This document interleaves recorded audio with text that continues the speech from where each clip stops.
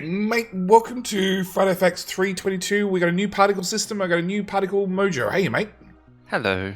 So, this Friday Facts is a little bit interesting. First off, we got some important news. Really, really important news.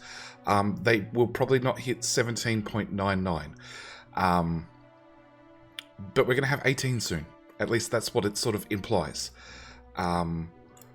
They've got 1779. They're calling this stable 3. It's been marked for stable, so everybody should have updated. I haven't updated. I'm still on 1774, I think. 75, somewhere there. 76? 77? Yeah, one of those. 78? One of those. like I started the Bite of Hell series. I got a fully updated version then. I installed all the mods. And then I haven't updated it because I don't want anything to break. And as long as you don't update it, nothing will break. And I don't. Or at least that's what you hope.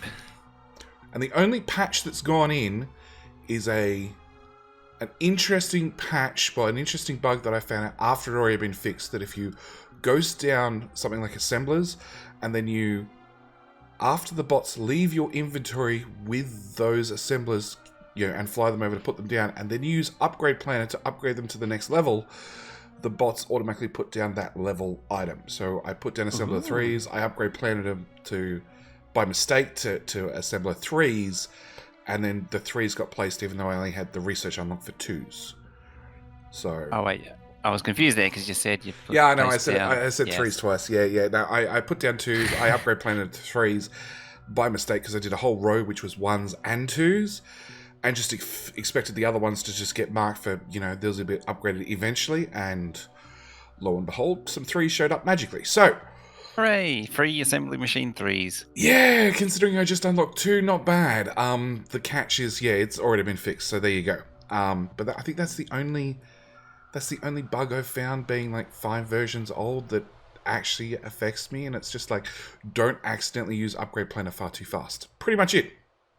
Yeah. So, for 18, they are, basically what they want to do is they don't want to have anything that breaks mods to come out in the current version, which I sort of understand. They want to, well, it's a relative thing, but they only want to, like, majorly break things on major version number changing. Yeah.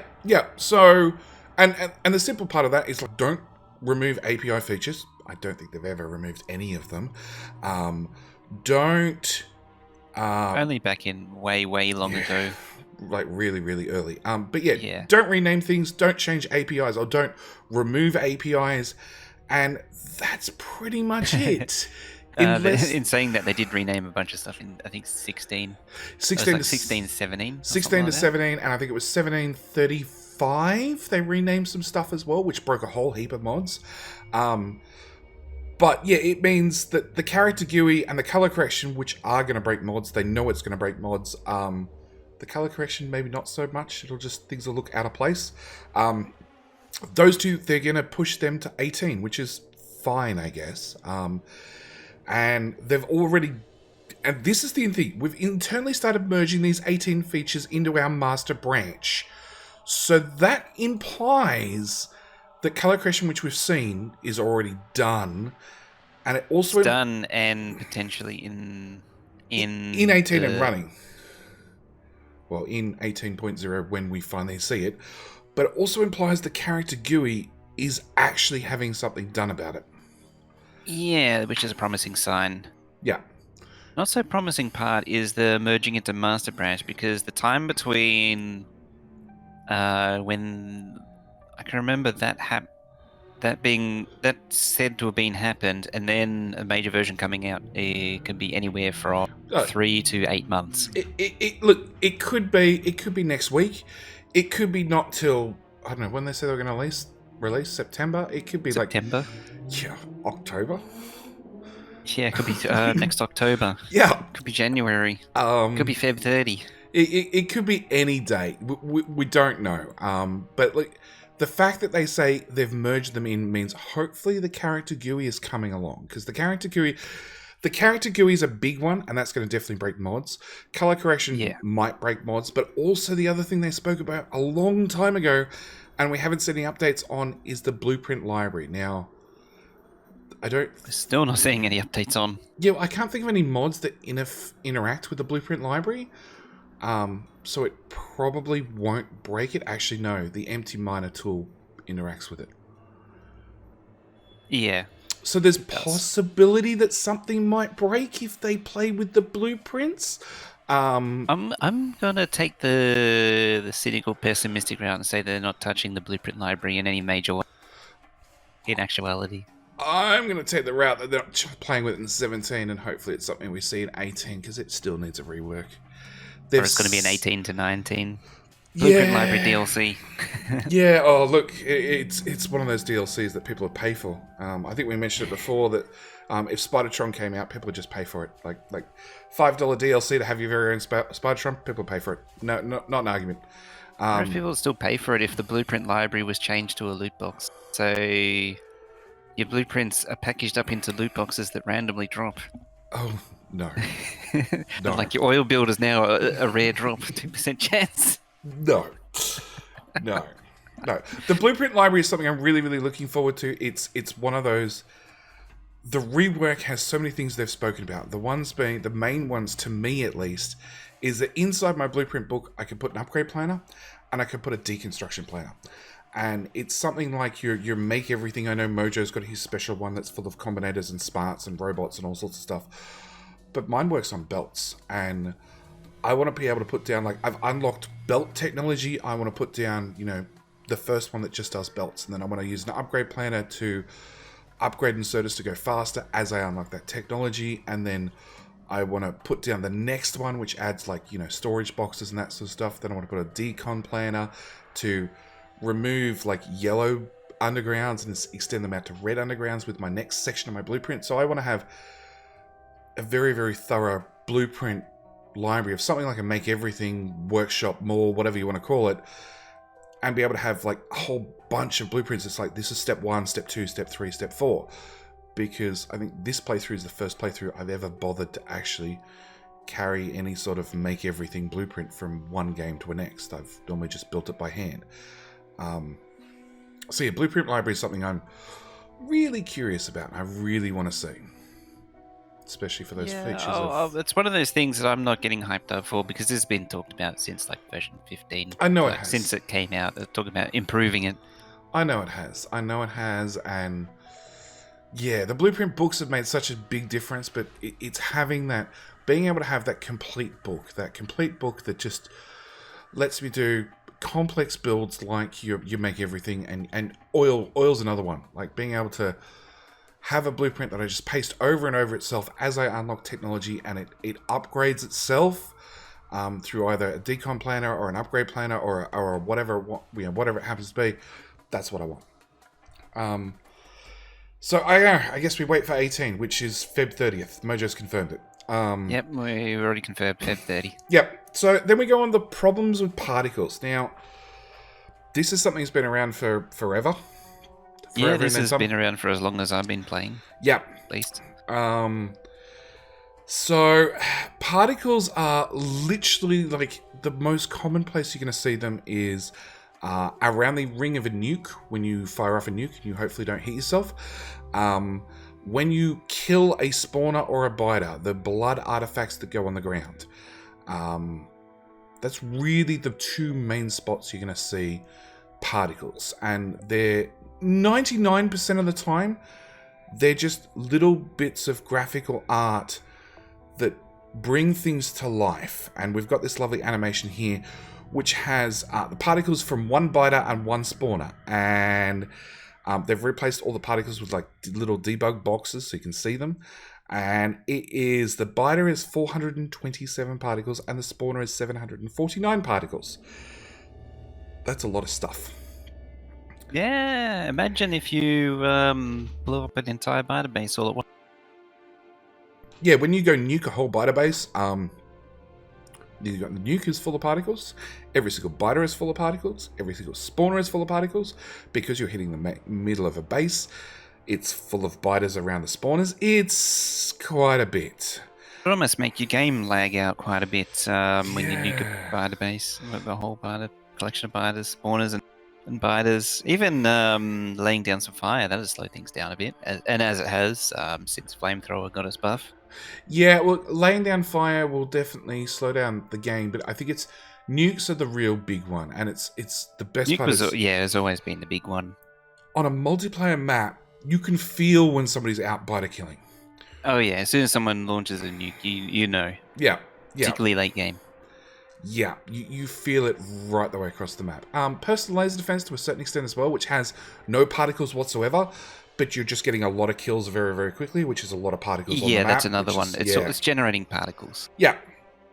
So, the biggest thing with the way Factorio works is every single particle is an entity, because when Kovorax and... Come on, Mojo, you get to say this one.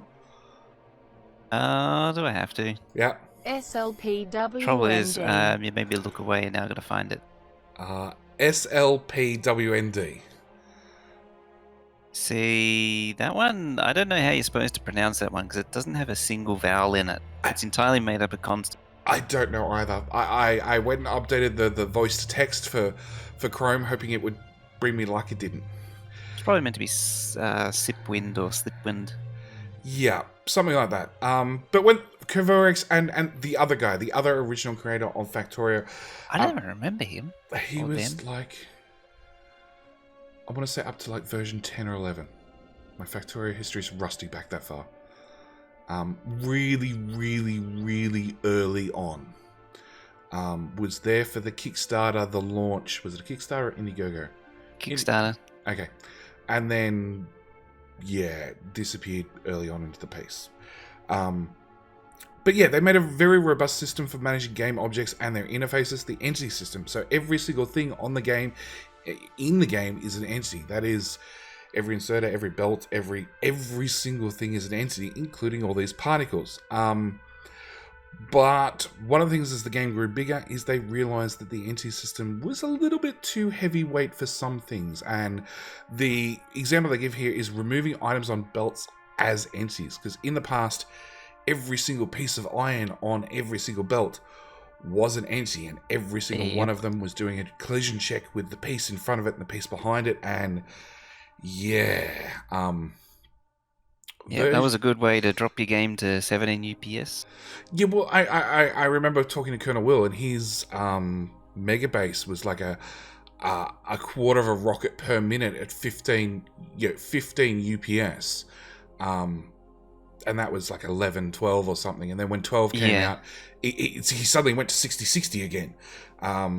So a big difference just by tweaking things slightly, and now stuff goes on a belt. It's no longer an entity. It just sits there, and then at the other end it comes off and it becomes an entity again. So wasn't that the version 16 build optimization, or is this a different one? This is a different one. This is a really, really early one that they did.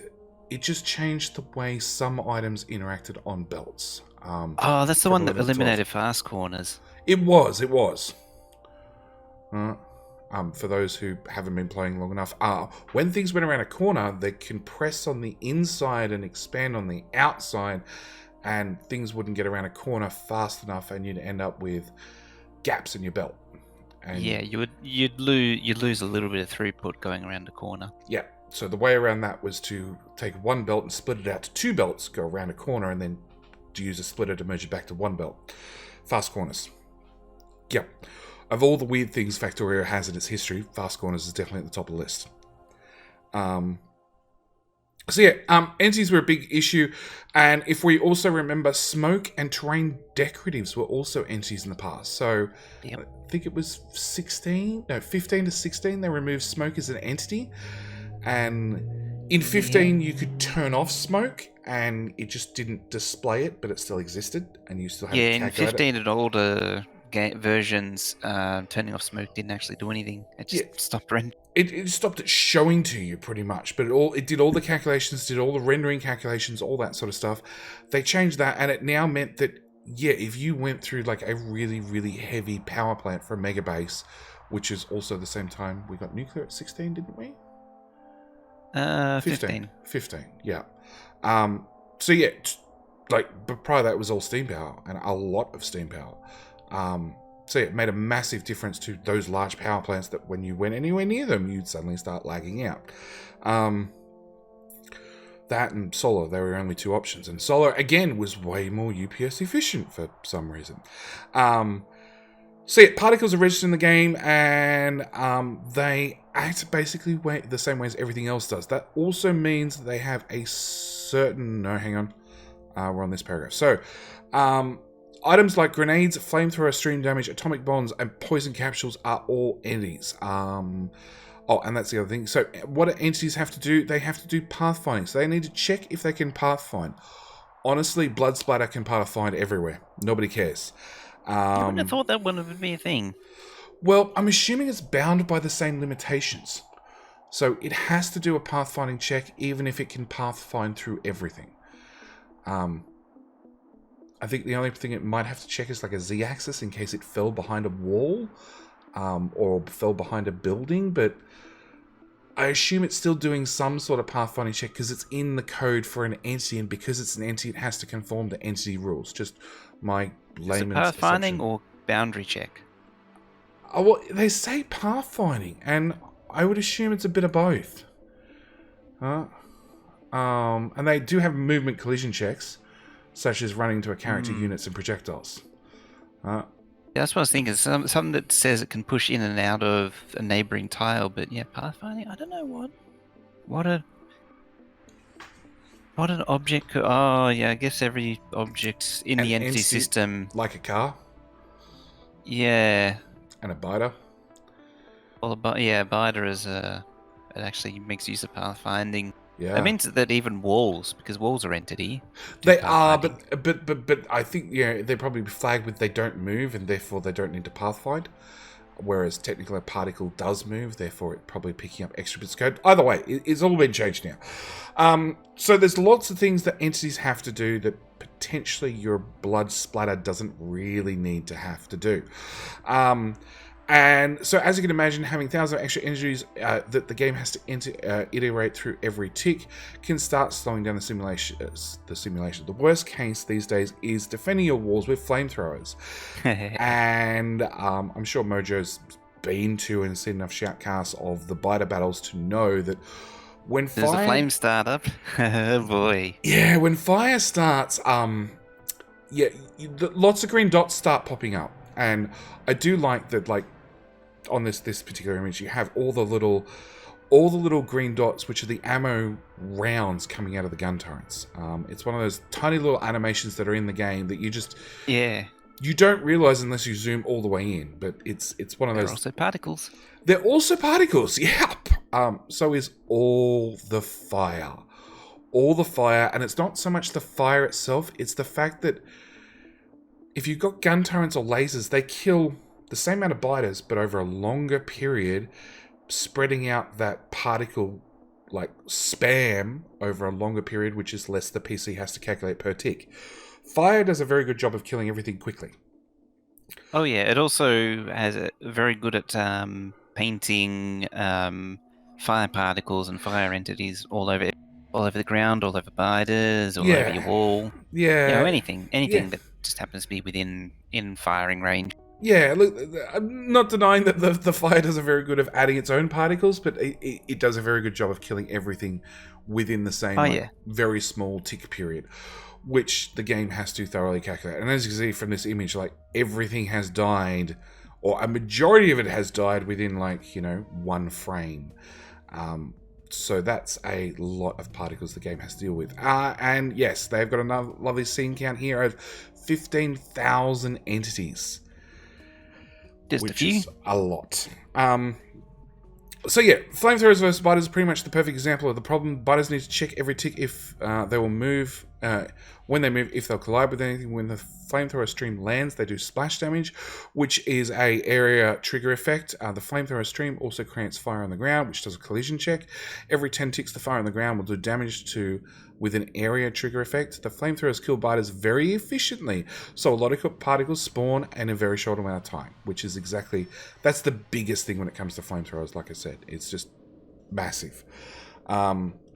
So yeah, when you get fire, there's some significant slowdowns later in the game when big Yeah. groups come knocking. I know because I'm doing my Bite of Hell series, and I just got fire in the last week or so, and it's made one hell of a difference to my defenses. It's also started me to have to look at which mods I'm going to uninstall.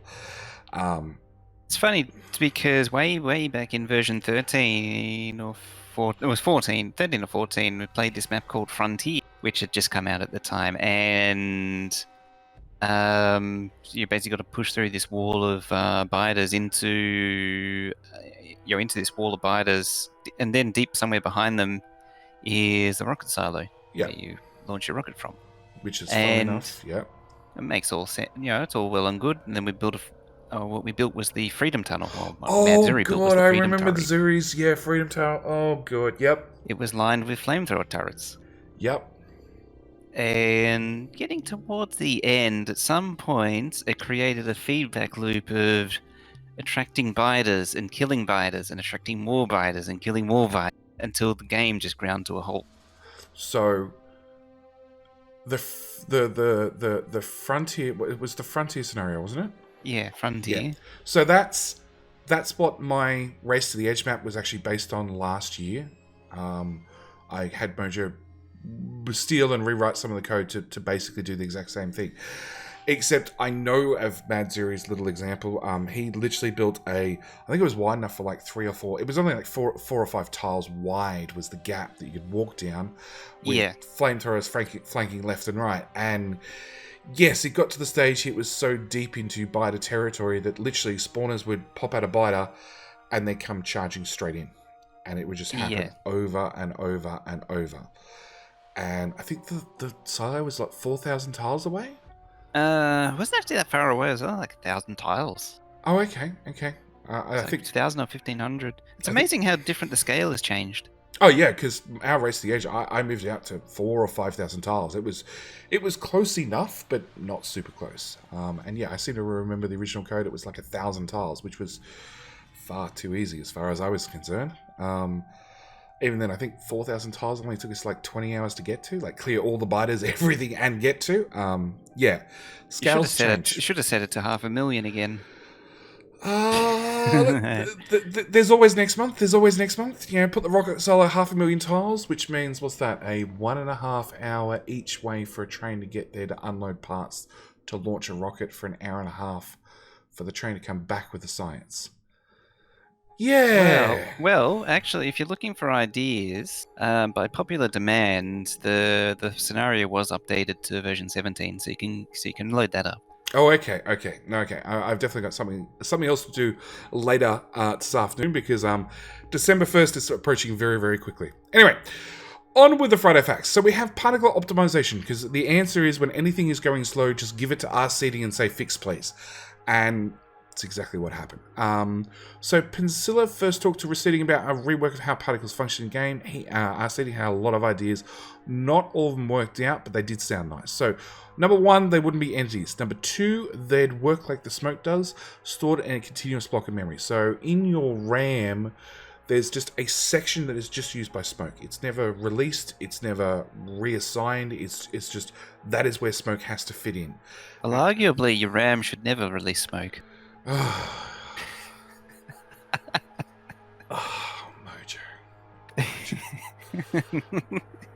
I saw the opportunity and couldn't let it down. Okay. And lastly, they wouldn't need to be updated every tick, and they didn't affect the game state. So he found that he only bothered with 1 and 2, and he didn't bother working on number 3 because he was already happy with the results, which is a little bit scary if RCD goes, I can do all this to optimize it, and gets halfway and goes, no, I'm done. It's good enough.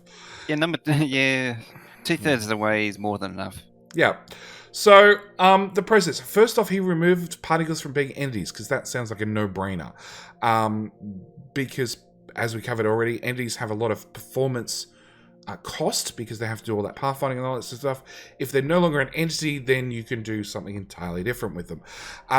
And because they no longer have the extra data and logic from being entities, he reduced each particle in memory from 224 bytes to 64 bytes. It's a little bit scary that our setting talks about everything in how many bytes something uses. I know he did that for inserters as well, and I was a little bit shocked. So yeah, basically stripped out everything that they didn't need and made them a whole new type of not entity. We're going to have to come up with a word for not entity. Particle? Yeah, particle is probably a good one. So, and also reduce the amount of information that has to be in the save file, but as he points out, particles normally only exist for a couple of seconds, so they don't generally end up in the save file at all. That'd be something interesting to test, is to see if the particles are, if particles are in the middle flying out, you save it, load it, what actually happens? Because of the way Factorial is like procedurally everything deterministic, they would be saved in their current flight path where they're moving from and to. Everything would be saved. Realistically, had it been any other dev team, they would have been going, we don't need them. We're just not going to save them. Right? If you have a flamethrower that's halfway through shooting and you save the game, when you load it up, like probably the fire will hit, probably the fire will do damage, or the blood just won't splatter out. You'll have some biters that are already, their death animation is started, but they just miss out on blood for whatever reason because it happened prior to the save. Yeah, the blood wouldn't be there. The blood would be client-side visual only. The particles would be client-side visual only. That's how most people do it. So, yeah, they decided they're going to save all that stuff.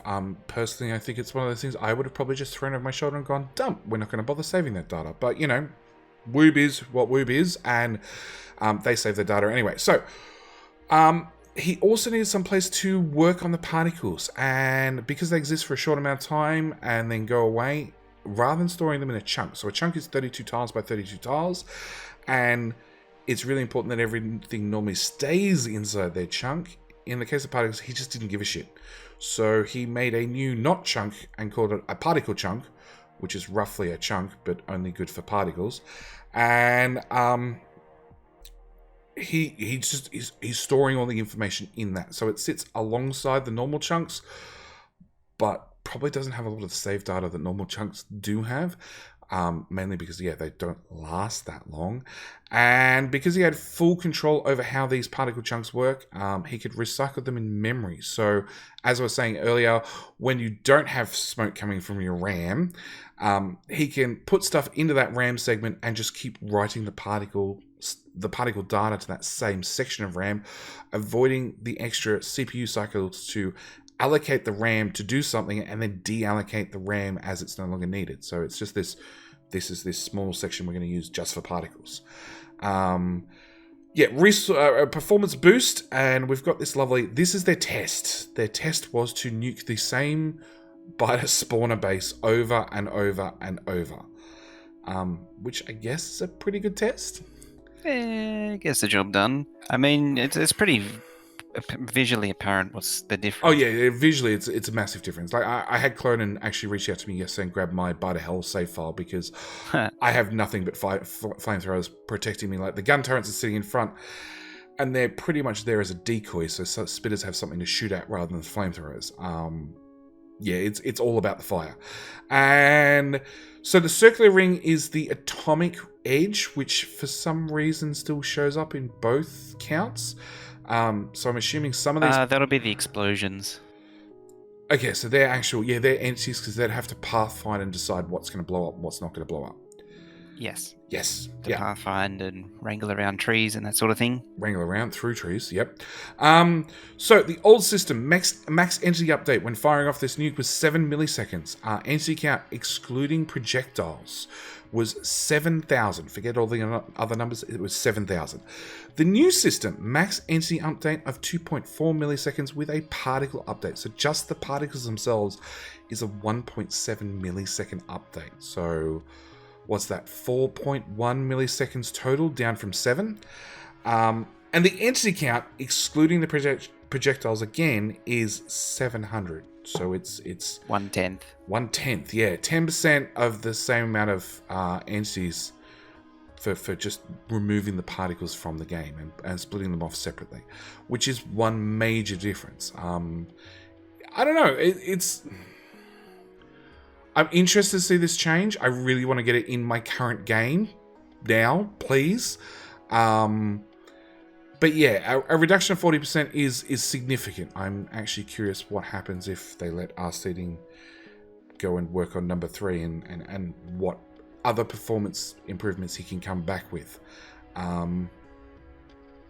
Yeah, and I'm also curious because we've seen Friday Facts where R-Seeding it nags at him. This something he didn't finish or didn't fix or wasn't happy with. I'm wondering whether we come back with a later Friday Facts with like I seen him revisit particle systems and he got another 30% performance out of doing this to it. Yeah, I'm curious to see what happens. But yeah, this is probably going to be one of those things that I don't know. I don't know. I don't know if it's going to come out in 17 or it's something we're going to have to wait for 18 for.